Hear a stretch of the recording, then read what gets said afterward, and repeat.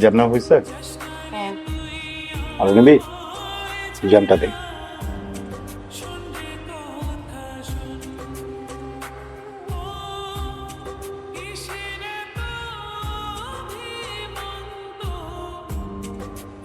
প্রেমের বিয়ে তো অনেক দেখছি, কিন্তু এরকম বিয়ে কখনো দেখিনি।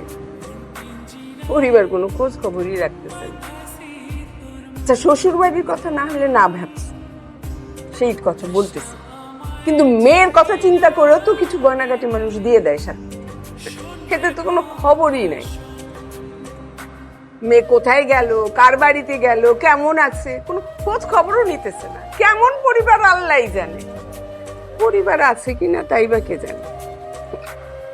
অথচ শুনলাম তো বিরাট পরিবার, বিরাট। আমারটা রুটি দাও।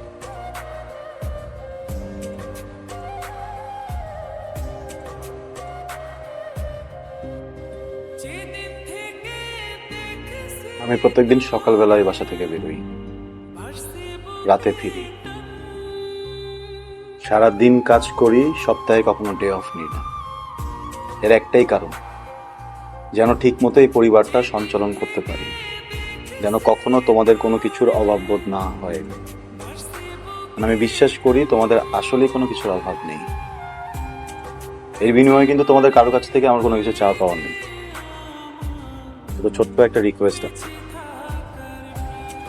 আমার ওয়াইফ তার ফ্যামিলিকে ছেড়ে এই বাড়িতে আসছে আমার জন্য। এই বাড়ির কেউ যেন আমার ওয়াইফের সাথে কোনো রকমের কোনো বাজে আচরণ না করে। আর যদি করে, আমি কিন্তু ব্যাপারটাকে একদম ভালোভাবে নিই।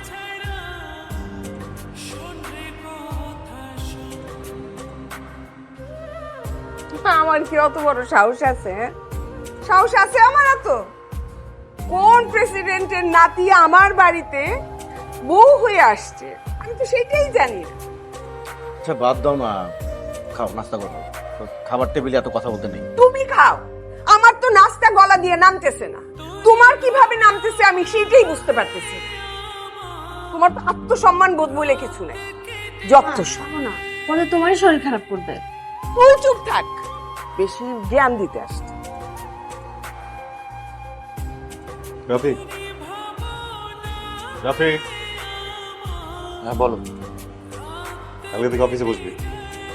কাল থেকে অফিসে বসবো মানে?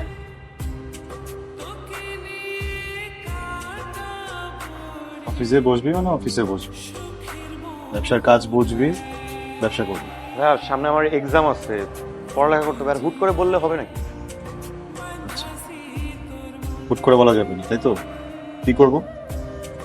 ইনভাইটেশন কার্ড ছাপাবো তোর জন্য নাকি পত্রিকাতে দেখবি? ভাই আমাদের পড়ালেখা করতে হবে, ক্লাস করতে হবে। ক্লাস না করলে মার্কেটে দিবে। আচ্ছা, সপ্তাহে কদিন ক্লাস দেবে? 2 দিন। 2 দিন ছুটি, বাকি 5 দিন বসবি। ভাই এভাবে পড়ালেখা করলে তো আমার মানে পড়ালেখাই বন্ধ হয়ে যাবে। আগামী মাস থেকে যখন ইউনিভার্সিটির খরচ দেওয়া বন্ধ করে দিব, তখন এমনিও পড়াশোনা বন্ধ হয়ে যাবে।